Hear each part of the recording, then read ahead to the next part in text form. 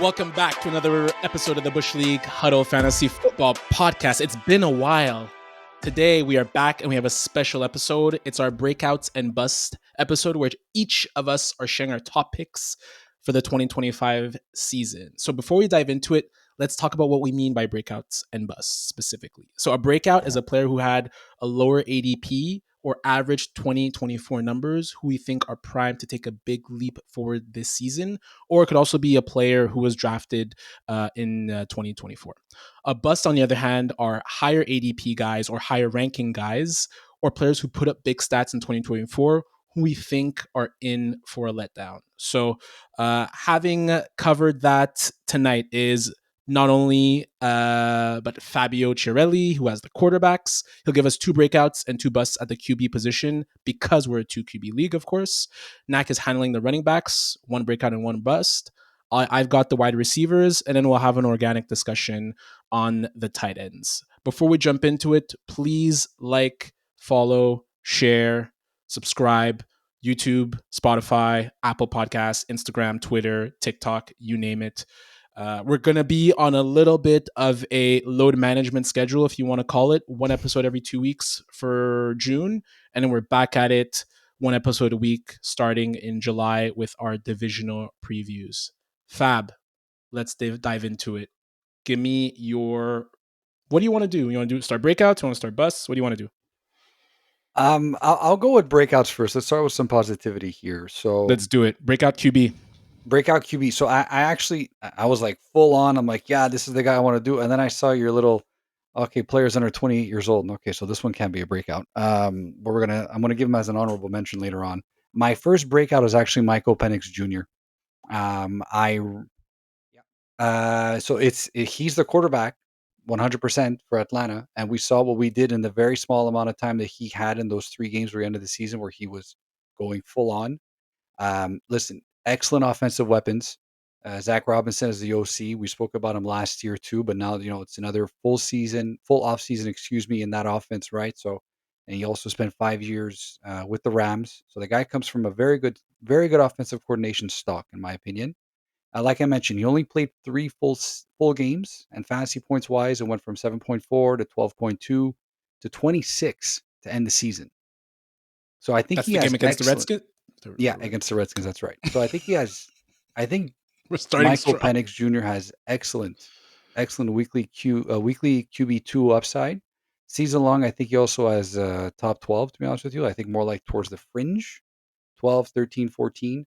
His current ADP is right now, as per Fantasy Pros, he's going as quarterback 23 behind Tua, Drake, Justin Fields, JJ McCarthy, and Trevor Lawrence.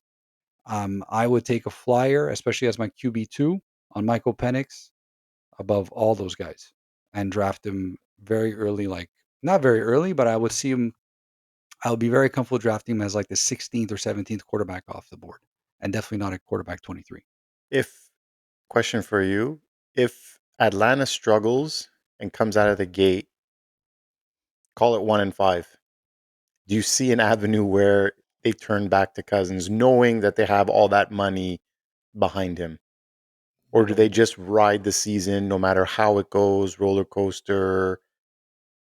I think they ride the season. The only avenue I see to Kirk Cousins starting for Atlanta again is injury. Injury to Michael Penix, that is. I don't see, because they invested in him. They invested a top 10 pick. I think it was 9th or 8th overall in 2024. They like him, and you saw what he can do, and he's much more explosive off the ball than Kirk Cousins was. Like Kirk Cousins, we spoke about a lot last year. If he's not playing the Bucks, like you don't want to start him. And Michael Penix was exciting We to said that a watch. lot last year. Yeah, we did. Michael Penix was exciting to watch, and Drake London had a fantastic season last year. He ended off really well because of Yes. Penix. If you look at his stats too, and then you throw in all the other offensive weapons they have, like the running backs and the other wide receivers they have. We're not going to mention the tight end, but we're going Thank you. to talk about the other offensive weapons they have. I think it's a very good system for him, like he had in Washington, right? When in college, I think it's going to be super explosive, and I think he has the arm talent for that. Again, another year learning the playbook, learning the offense. I don't see how he won't bring you back weekly QB2 numbers. I think QB 23 right now, his ADP is way too low. I like this because Mm, of the fact that he sat almost half the year. He got to learn. And then as you said, we saw what he did during the last, 5 to 6 games. He almost got them to the playoffs too, right? And live arm, like power arm to get the ball downfield to London and all that offensive weapon. So I personally really like this. And if you think of and it's rankings, not ADP, right? It's and that's on me. I should have mentioned it's rankings because very few leagues are drafting right now. So he's nestled around the Tua Tagovailoa, Bryce Young, Sam Darnold, Geno Smith, Cam Ward. I would much rather take a flyer on Penix over Tua, over Darnold. Bryce Young, I think that's an interesting one. I think he's also primed for a pretty decent year. But I really like the Penix pick. yeah, but I Penix think also, he's pretty like I would say the ADP or the ranking at 22, 23. I think is it's where it should be, right? Like I wouldn't rank him high. Like I know you mentioned Fab pushing for top 12 numbers. I don't see it at the top 12 position this year. Again, this is always I always come back to this if the QBs stay healthy. Like if all the QBs stay healthy, I don't see a world where Penix becomes a QB1 this year. Could it be down the line sometime in a few years, perhaps? But I think there's promise. There's definitely upside, and we definitely liked what we saw last year. But the QB1 numbers, I think I'm scared of.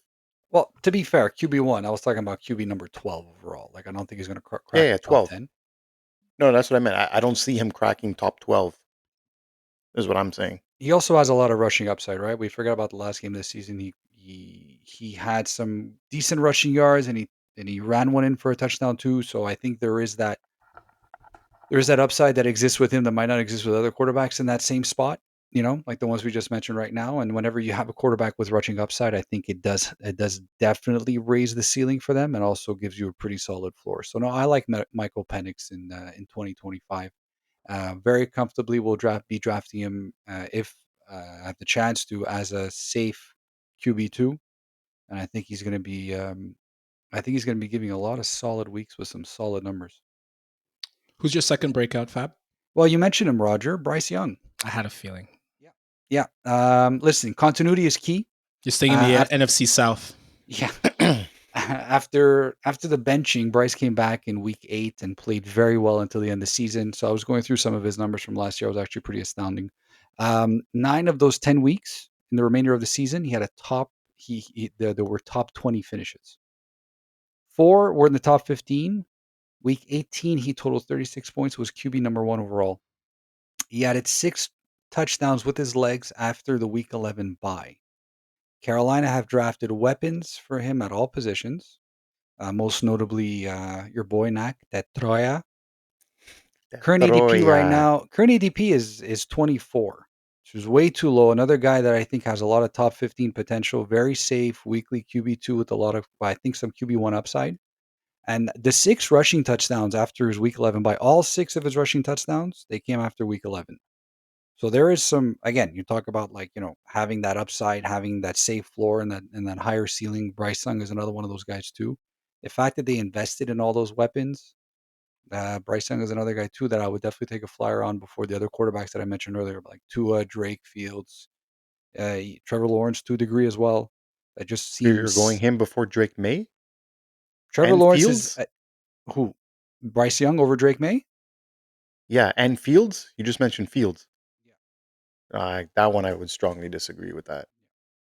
I think they're going to be coming around the same spot. I wouldn't be Fields surprised if they Fields finish on the end of the bad season the teams same way. had top 10 fantasy seasons, right? So I'm not sure about but I do agree with your Bryce Young. Like I like Bryce Young a ton this year. Bryce Young's stock is definitely rising, but man, Drake May, The only thing with Fields for sure no, but May I guess it would be you're it's pretty close. It's closer than I'm making it seem, but I think Fields and Bryce Young is two different Fields, categories. I'll give you Fields. He has a better strength of schedule. But he's better. The You Jets have a mentioned pretty rushing decent upside schedule before. next year, and He's they got have rushing better. upside for sure. He's got I better don't know, but rushing I'm high upside. on Bryce Young. I really am. I think he finishes like 10 spots above his ADP, 8 for sure. Like I see him in the mid-tier QB2 conversation. It was very fun to watch Bryce Young at the end of the season. He from week 16, 17, 18, he had 7 touchdowns, 0 interceptions. My only pet peeve with him, and I'm so happy to see him doing well. My only pet peeve with him was that he did very well against very bad defenses. So against Tampa in week 13, he had 24 fantasy points. Against Arizona, week 16, he had 27 fantasy points. And then the season finale against Atlanta, 36. When he faced better defenses like KC, 16 and a half points, Philly, 12 and a half, Dallas, 12. So I want him to do very well. I think he's going to have a season where he will start every game. But if I had to put caution on something, is that he did it against some pretty bad defenses, and when he faced better defenses, he just wasn't as good. He would just finish with a lot of like 1 touchdown games, which then Fab becomes more of a like QB3 again. You need 2 touchdown games in my opinion to be like a bona fide QB2. So can you go over those games again that you mentioned that they played tougher defenses? It was KC. Well, go back to even like New Orleans, like that they were good in the beginning of the year. 9.6 points, Denver 13.6 points, New Orleans 9.7. He played the Giants, who only had 12 points, KC 16 and a half, and that was like some comeback stuff at the end. Right, but you gotta also put into perspective how everybody else played that week too, right? And when I was going over my stats and I was saying 9 of those 10 weeks at a top 20 finish, we're talking about the Giants, we're talking about KC, we're talking about those tough games they might have played against Philly. It's not every week he's going to put up 36 points, but if we're talking about a QB2 value that's going outside of a QB2 range that can still bring you back some solid returns every single week, I think Bryce Young still fits that mold. And the fact that you're adding a big target like Tech McMillan, who we didn't have before, another speedster on the outside, I think that's also going to help him too. I don't disagree with you. He's going to play better against worse defenses, like you would hope so. But at the same time, you got to also give the guy some credit. I mean, we're talking about a top 20 finish 9 out of the last 10 weeks. And that's consistency. That's what you want, especially out of a QB2. And if you get lucky, you draft him as a QB3, then you could plug him in at the right matchups. Yeah. I like Bryce Young as a breakout this year. I do. I think that I'll after that, like I think we'll move on. I think that gets to Nacc's point where like, if a lot of QBs are injured, then like that, like a 16 and a half point game, it gets you into a top 10 finish. Oh, that was my next point. Was you rambled off a bunch of teams. When did he play those teams where he had low scoring games? Because there was a lot of QBs that were obviously injured and stuff. So it's just caution. Yeah, like but and hold on so a second. and Now this we're is why just throwing something that happens every single year, though. There's like how many QBs get injured every single year, and like there's like 40 QBs that start or 50 QBs. Like the number keeps on going up every single year. Like we're working out of a vacuum here, right? Like Bryce Young, talking about a 2 QB league over here. He's a weekly starter in a 2 QB league. There's no doubt about it, and he can give you high end, mid tier QB2 numbers. I hope he's a weekly starter too. And sure. I think he finished off well. So I think there's still some caution on that front. Fab. Now we're gonna move on to the busts for. But can I give QBs. like my honorable mention for the breakout that didn't really please. fit? I like honorable mentions. Geno Smith. Yeah. Geno Smith is going as QB 25 right now. Like he can easily finish 10 spots higher than that. 36-year-old breakout season. Yeah, I was going over like, oh yeah, Geno Smith, great. Then I saw like, oh crap, it's 28 and under. Okay. Breakout season. Did I say 28 and under? Right. Yeah. Your first bullet point. Under 28 years old with low ADP. It kind of nicks my Geno Smith, but that's okay. We got him in anyways. So now going to quarterback busts. Oh my God, I'm gonna bust. Some controversial. Well, one for sure. Pat Mahomes. Pat Mahomes QB bust relative to ADP. He's right now his ADP is quarterback 7. That's a little bit too rich for my blood for Mr. Patrick Mahomes, who last year was quarterback 11 and quarterback 13 on a points per game basis. Year before that, I think he was quarterback 8. And then like prior to, he was still like, lighting the world on fire, quarterback 4, quarterback 2, whatever. So obviously there's some RB questions. I'm looking at the microcosm that is that team, right? So there's some RB questions, as is crowded backfield. Left tackle concerns. They traded Joe Thuney to Chicago right now. They don't really have a starter at left tackle at the moment, as we're speaking right now, June 10th, 2025. That can obviously change all that stuff. Didn't they draft one? What? I'm Josh sorry? Simmons, yeah, they drafted Josh. They They're pretty. I drafted the think they're left pretty tackle. high on Josh Simmons. Yeah, but it hasn't, from what I've been reading from OTAs and all that stuff, like they haven't really been set as to who it is. Anyway, starting a rookie at left tackle, there's always going to be a little bit of concern in that sense. I think it was a second round pick, but listen, we'll see. Wide receiver room, I know Rice, his injury concern is a little bit out there now. It's not really too much of a concern, but it's Xavier Worthy and all that stuff, another year. Tight end Travis Kelce, is he still good? Right? Like, I mean, it's always been the Mahomes and Kelce show right I now. don't Like, think so, man. I don't think so. is this the end of Travis Kelce? Nacc, tune Guys, it he's up, old. man. Tune it He's up. old. He's Tune it. old. He's No, not like no, he's He's he's done. what is he, Nacc? oh he's done. Jesus. He's Yeah. done. Just save it He's for done. freaking Sorry, Brady, dude. excuse What took me. you so Yeah, long? Get the hell out of here, man. Look, he's done in the sense that he's not a viable fantasy option anymore, right? Like he's not that viable fantasy. Like, we know what the tight end position is, but he's no longer that top 5 tight end fantasy option that they have. And again, he's going to have a smaller role this year again. Like he's not going to be able to play all the snaps that he potentially has in years past. So Yeah. could be done. Could be done. Fantasy wise, pretty done. So Mahomes is a bust. You're saying? Well, Mahomes is Pat. not he's not quarterback 7 for me. That's for sure. Not even quarterback 8 or 9. Like, I'd much rather go like a Bo Nix or obviously a Baker Mayfield and some type of guys, or Dak Prescott, to be honest with you. But you see, now we're going into that area where you think Bryce Young could come into the 12. Like, do you have Bryce Young ahead of Mahomes at the end of the year? Mahomes to me is a very low end QB1. For me, he's like QB11, QB12. I agree. That's where I feel comfortable with him. You know what you're getting with him, and he's going to have some really good games. But do I see him cracking the top 5? Absolutely not. Do I see him finishing as even a top 8 quarterback? I would be surprised. I would be surprised considering what we've seen from him. And I also feel like the identity of the Chiefs has changed a little bit. I feel like it's much more defense first than it is, that backyard quarterback stuff, that backyard football stuff. So that kind of gives me a little bit of pause as to like what the ceiling is for Mahomes this year. I think his floor is going to be safe. I think you're getting a very good weekly quarterback 1. Well, sorry, I think you're getting a good quarterback 1 on a week in, week out basis, but I think his ceiling is going to be a little bit limited on a weekly basis. That's why I have a little bit of caution drafting Pat Mahomes where he is at his current ADP. Yeah, I don't know. I think there's a revenge tour happening. I think he's really pissed about how it ended last year and how everyone's talking about his numbers being low. Body shaming him. Yeah, he cut his hair too. He had that whole story about why he kept his hair is because he was winning and he didn't want to keep it, and now he kind of looks a little bit more normal I with his kind of miss hair. his. I kind of miss his douchey mohawk. Yeah, that was a Yeah, it nice was. identity for him. I don't. He's a father now. Father of Well, he was a 3. father last year too. He No, finished no, I know, but QB11. now it's like he's got to really, he's older. He's got that older guy mentality. I don't know. I see revenge tour coming up this year for Mahomes. But you're right. Like top 5, likely not.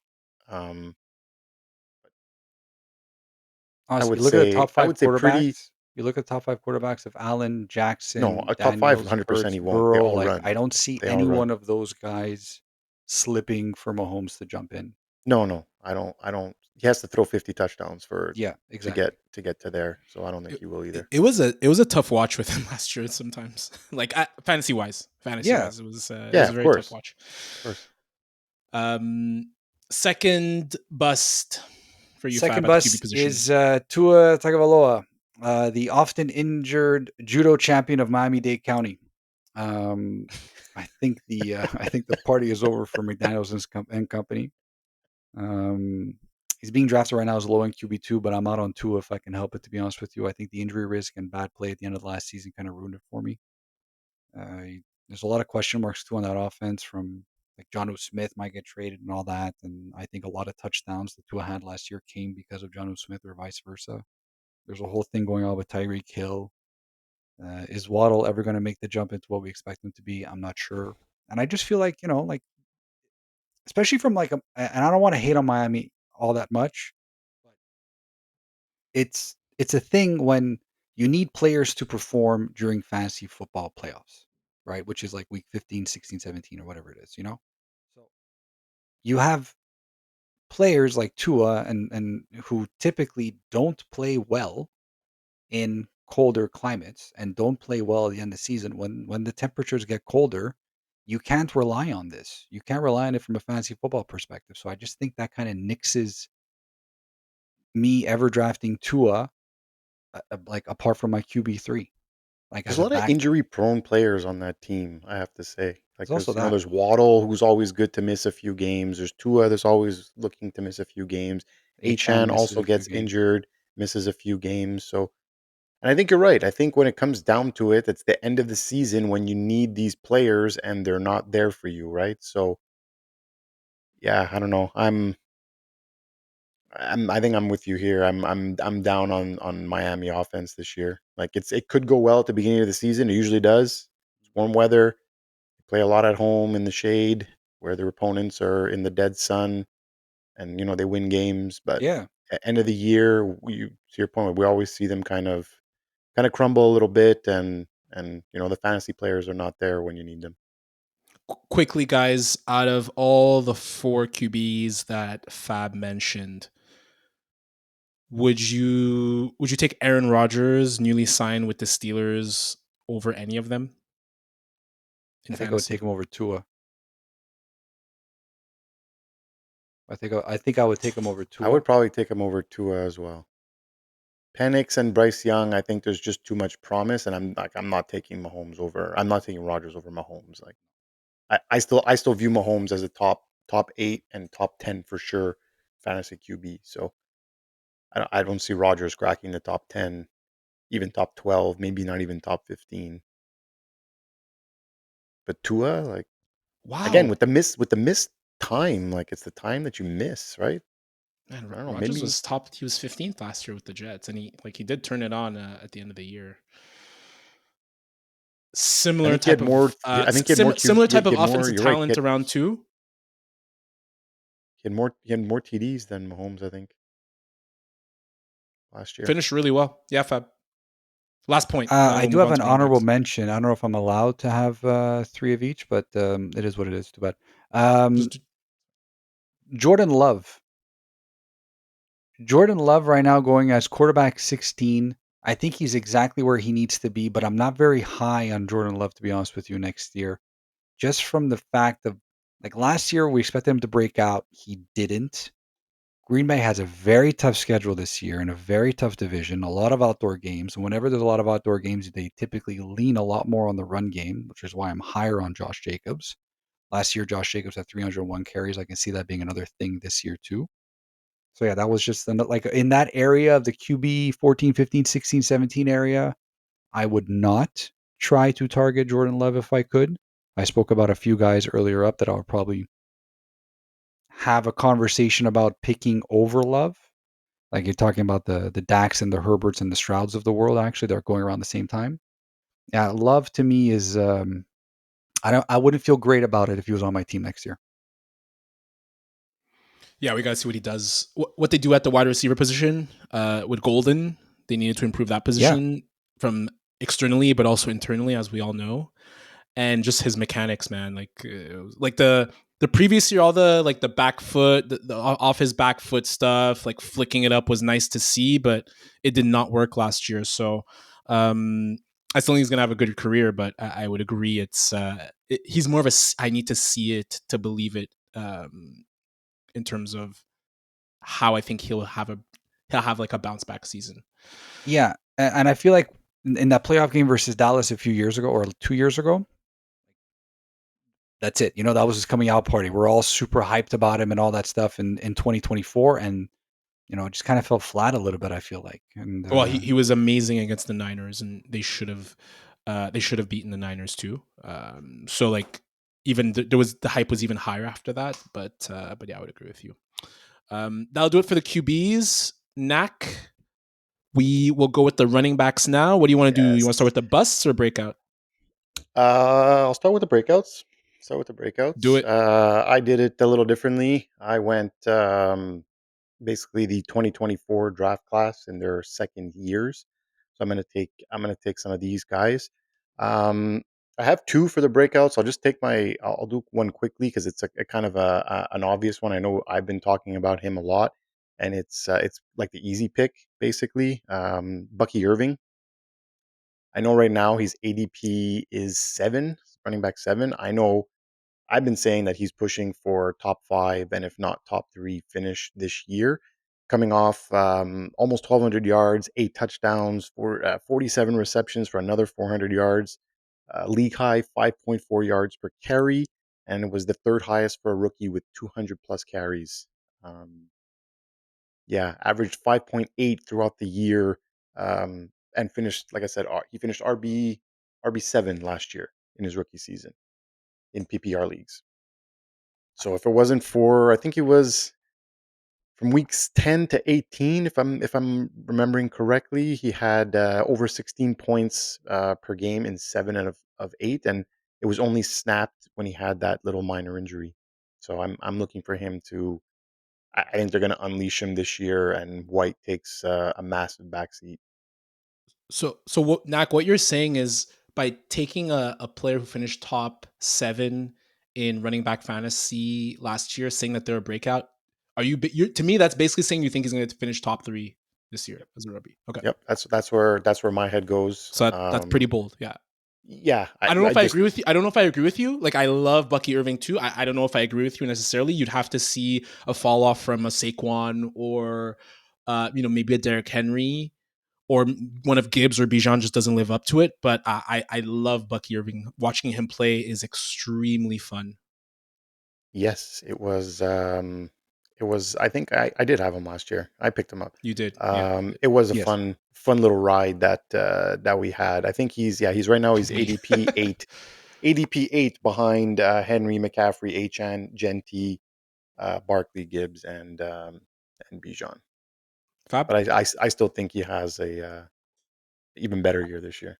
Any concern with the offensive coordinator now being the head coach of Jacksonville, Liam Cohen? You don't think there's a possibility of a fall off as opposed to a resurgence and him being pushed all the way up into the top 3? No, because you don't forget how to run because of your coordinator. Well, it's not I a feel. question of figuring out how to run, right? It's a question about like offensive schemes and all that stuff. The passing game coordinator was promoted. The passing game coordinator from last year was promoted to OC.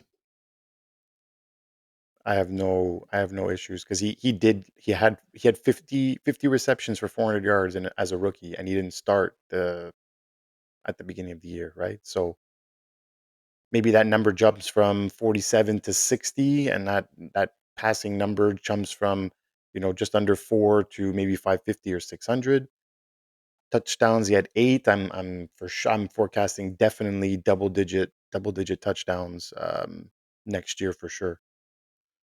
I think this is the 4th straight year the Bucks have a new OC, and their offense has basically been a buzzsaw since Baker Mayfield is there. So they've weathered the storm of new offensive coordinators really well.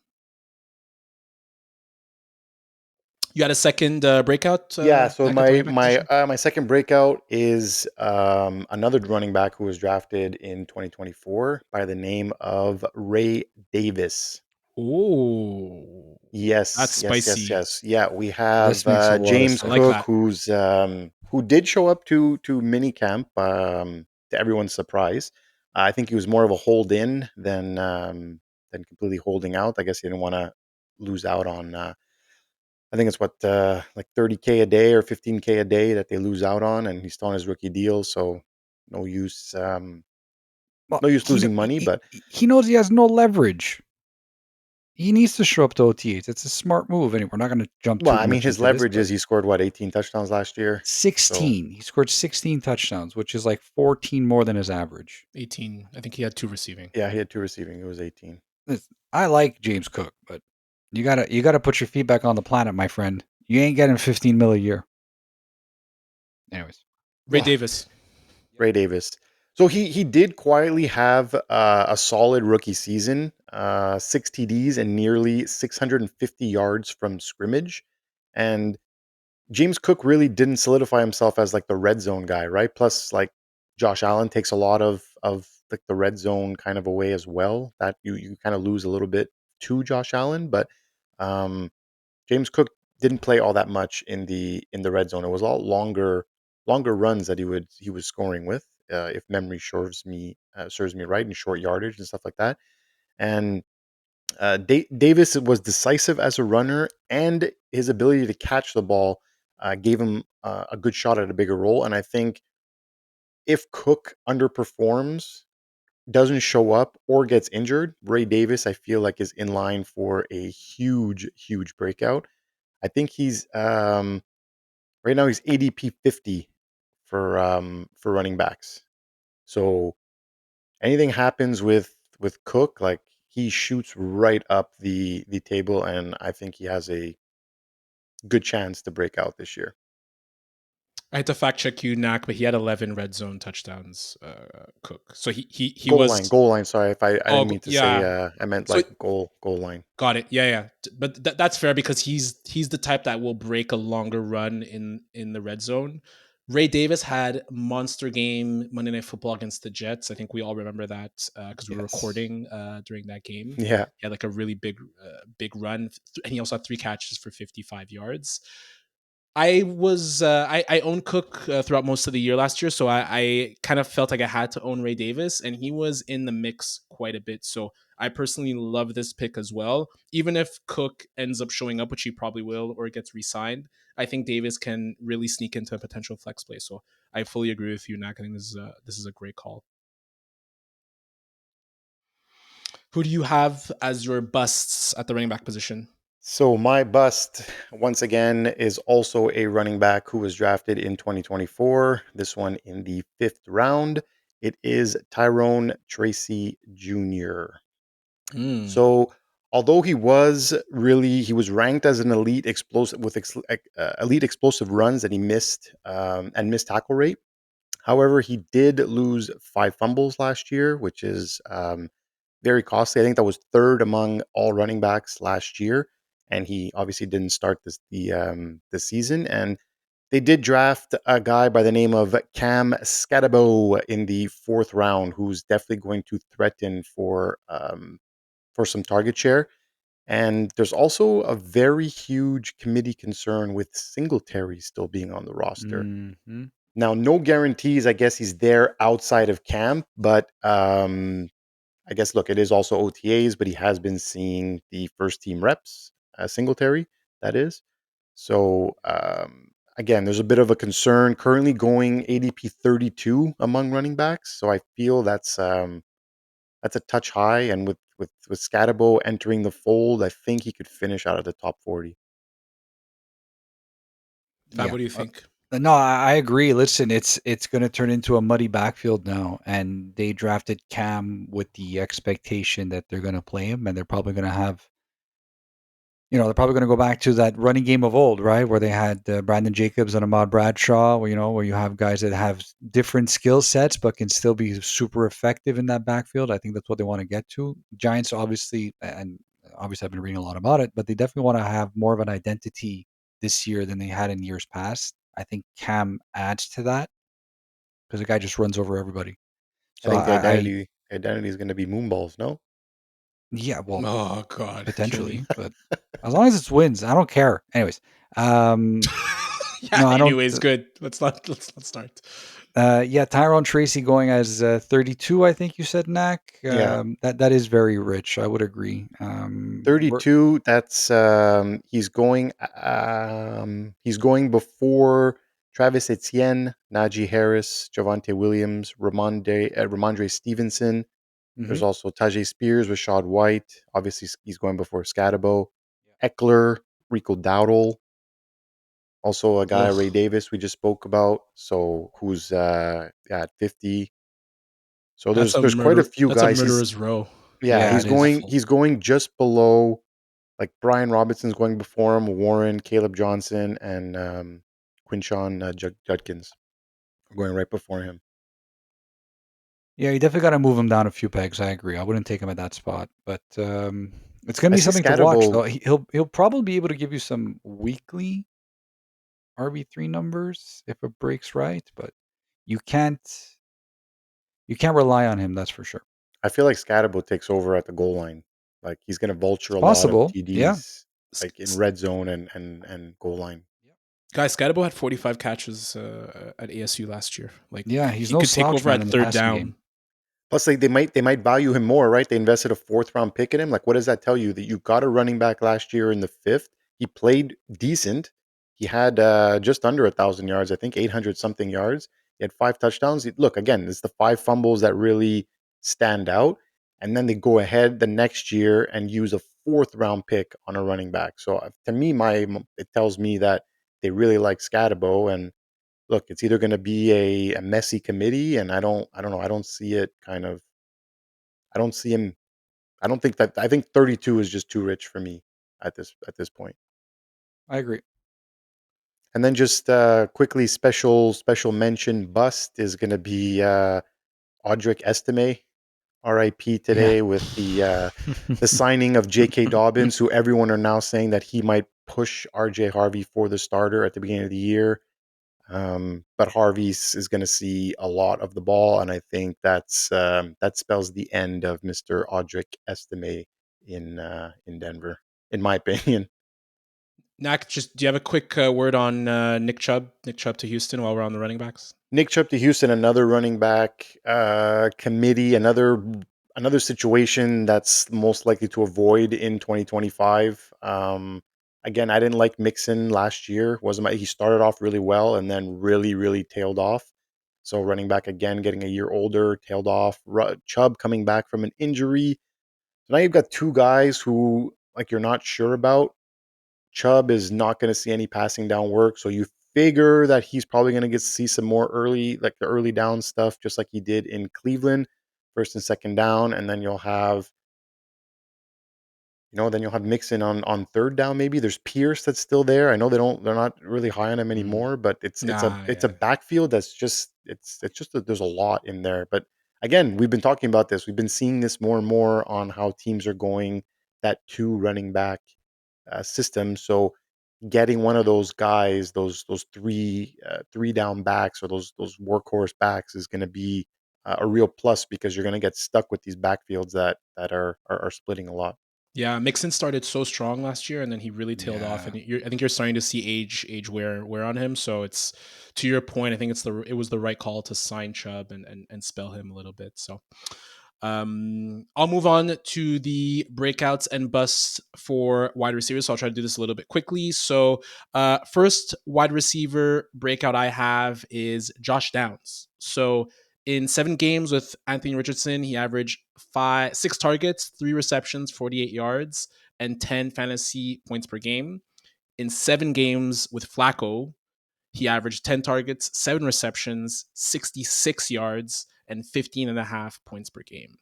So if you extrapolated his numbers with Flacco to a 17-game season, he'd put up 121 catches, 1,100 yards, and 5 TDs, which would have made him WR3. I'm a big fan of his talent. Say what you will about Daniel Jones. He's a way more capable passer than Anthony Richardson. He still somehow was able to sustain Malik Neighbors pretty decently through the first portion of last year. Yes, Malik Neighbors is amazing.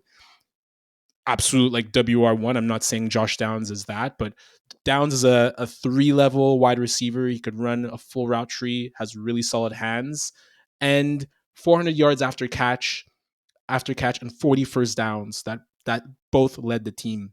And I think the last thing I'll say is that Michael Pittman is still there. I think they're down on him. He has an out after this season with a $5 million cap hit. Had a really down year in 2024. I think the Tyler Warren draft actually helps someone like Josh Downs, who's not just a deep threat, but also can be a deep threat, but also can be an underneath threat. So I really like Josh Downs as a potential breakout for next year. And just question for you quickly: I'm looking at it right now. He's ranked 43 in the wide receivers. Just above him, you have Juwan Jennings, Brandon Ayuk, Stephon Diggs, Jacoby Myers, and Khalil Shakir. Are you taking any of those? Are you taking Downs ahead of any of those guys? You're not going to. Ayuk scares me like crazy because of the ACL. Shakir to me, Shakir is one of those like wide receiver core. It's like it's a different guy every week, and I think Keon Coleman.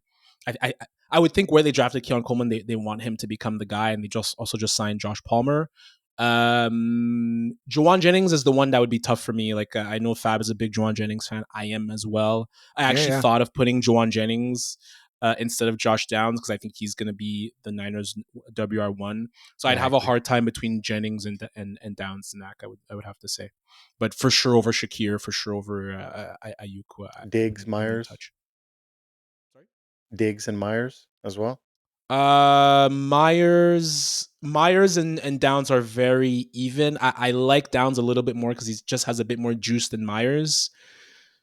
Diggs, man, like I don't know, man. Like there's a lot happening with Diggs now. Like So when you're getting into that wide receiver 4 category, which is kind of where we are, I would take a flyer on Downs over Diggs. Just like the fact of just prefer his role in the offense. I know Diggs is a fantastic wide receiver, but obviously he's coming off that ACL sprain or tear or whatever it was, and the whole pink ridiculousness that occurs in the offseason.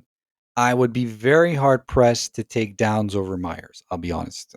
Jacoby Myers to me is your perfect wide receiver 3 week in and week out. So I would definitely want to keep Myers there above. Shakir is where it gets interesting. I like Downs a lot. I really, really do. He just needs competent quarterback play, and that goes for both Richardson and Daniel Jones. I don't know what kind of an offensive line they're going to have in Indianapolis. I think their guard play was a lot better than anything they had with the Giants because typically, from what I remember, the Colts' offensive line, their guards are very good. It's hard to rely on that. Diggs is the number one target there, right, man? As your wide receiver 4, I would take that all day long. It's Kyle Williams, man. Everyone's been talking about him. Guys, I just need a break from Diggs. Like I'm gonna be honest. Like I've had Diggs. Like, Diggs is number I just one need there. a break from him. So like it's like no, I'm not drafting Diggs. I need a break. Anthony Richardson, I think it's a shoulder injury. He's gonna miss all of minicamp.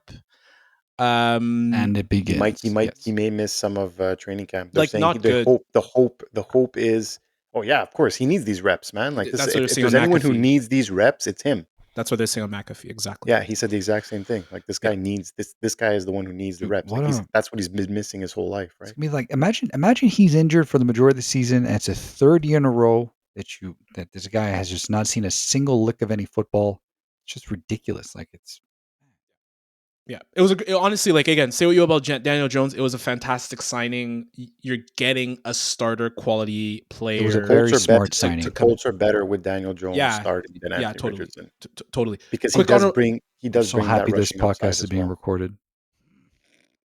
Oh, better than someone doesn't mean he's good. Let's not go there. Like he was your savior, dude.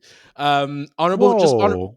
I always root for my quarterback on my team. Let's move on. Honorable mention for me for the breakout: Jordan Addison, Cedric Tillman, and Mr. Swole himself, Marvin Harrison Jr. Let's see. Wow, you're on board with Marvin Harrison this year. Well, like at a realistic ranking, 20th for what? Like this makes sense. Not the madness that ensued last year, like eighth wide receiver. I don't know if like it's a little bit too much girth. Wow. It's a little bit too much girth and muscle mass at Kyler Murray. You guys remember David Boston? No. Google David Boston. We have a Google David Boston with the Chargers. He he looked like he was on steroids. Well, Kyler Murray thought it was AI. Yeah, like no wide receiver. No wide receiver should be that muscular. Like he's bigger than DK Metcalf is pretty swole. Yeah, DK Metcalf has like a 2% body fat on him. It's not sustainable. And Harrison looked pretty stiff last year, I'd have to say. So, anyways, true. this might be a controversial pick for my bust at wide receiver. I'm gonna go with T. Higgins. So just got paid, coming off Interesting. contract year, got paid. He's missed 5 games in each of the past 2 seasons. I've been saying on this pod that the Bengals defense will get better. Now they're making me look bad with what they're doing at Trey Hendrickson and Shamar Stewart. But I'm basing that. Why did they release that linebacker? Why did they release Stewart? Yeah, No, sorry, no, not Stewart. Stewart was their first round pick. But Jermaine Pratt, that's a good point. Jermaine I don't know Pratt, why they released Jermaine Pratt. What they're doing with Shamar Stewart is ridiculous. Like these clauses, that doesn't make sense. I'm Yeah, basing did you see that on McAfee? Did you see what the clause was? It's for drug related stuff. Like, and it's a clause that no one did. Like, I think it's a new agent. It's if he's injured. If he's injured in one season and he misses like a majority of the games, all of his guaranteed money is void. Whereas before, it was if he's injured in like if he misses a majority of one season, they void the guaranteed money for that season. Whereas now they're nuts. Yeah, it's ridiculous. And like, but there's also something to do with like prorating drugs. and like paying him later, like later on, paying him later rather than sooner or something. Like they're fumbling the bag like 100%. If you're a defensive end, like don't go to Cincinnati. They need new ownership. Like, is it still? It's Paul Brown's daughter. They're just very cheap. Yeah, they've been cheap, and they will continue to be cheap. So back to T. Higgins. So part of my argument was that the defense will be better with new DC Al Golden, who came from Notre Dame. Notre Dame had like a top 5 defense in college. Part of my argument was that the defense will be much better. So Joe Burrow is not going to be coming back like he was last year. He's not going to have to have like 400 passing yards every single game. But ranked on ESPN consensus 11th wide receiver in PPR, yet he's never finished higher than 17. So 2020, he was 28th. 21st, 2021, he was 24th. 2022 is 19th.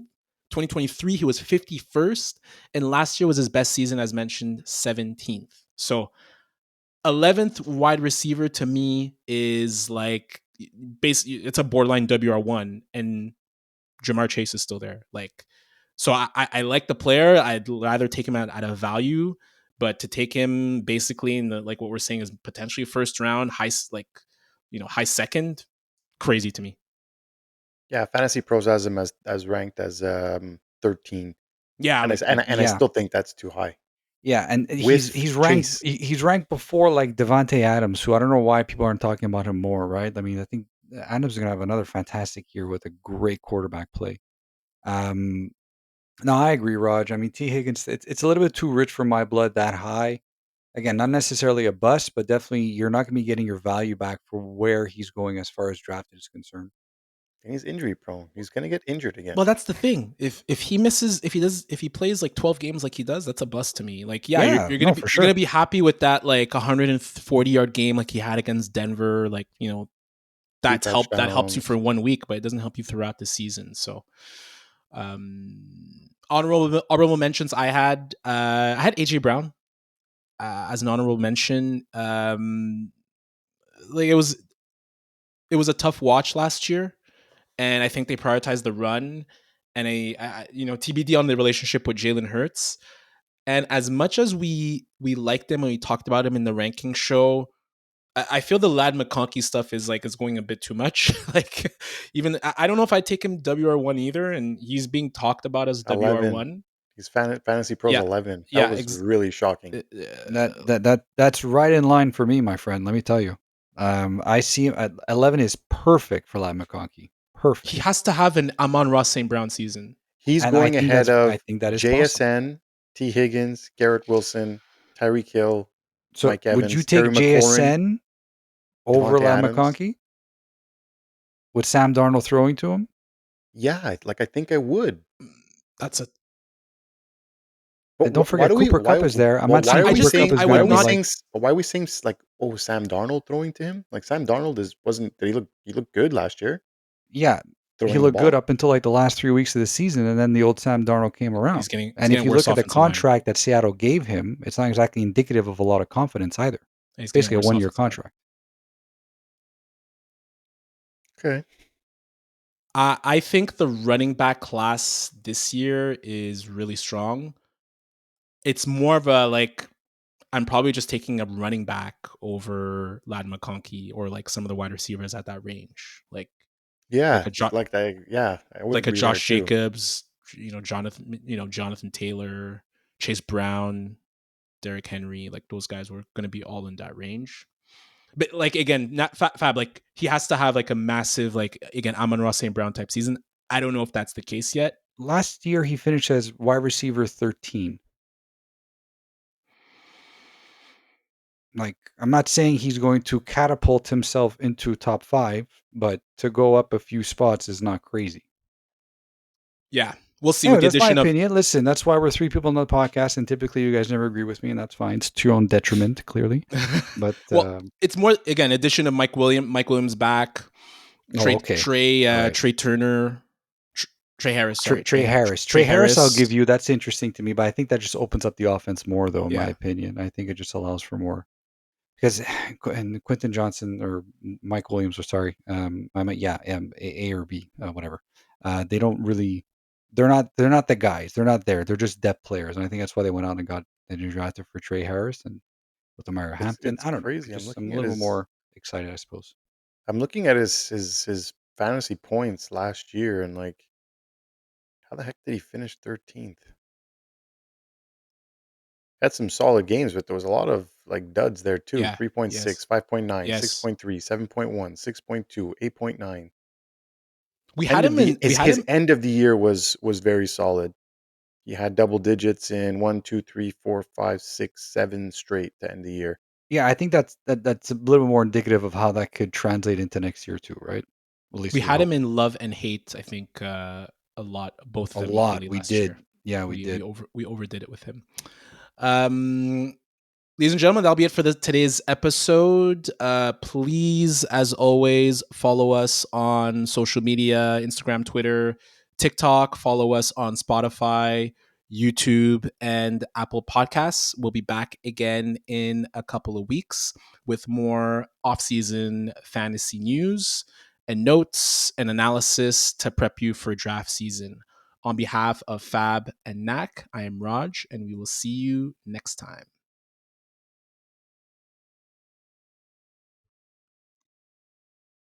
I'm about to bust. Whenever we said bust, that's all I was thinking in my head. I just got to get my credit card here fast, and purchase Aaron Rodgers number 8 jersey. Here it comes. Oh my God. Yes. Oh, I'm definitely getting one. Come on. I mean, Hall of Famer. I don't blame Nacc for wanting to get an Aaron Rodgers jersey. I can't really say he got married. Good for him. Did. It's been to a woman. What?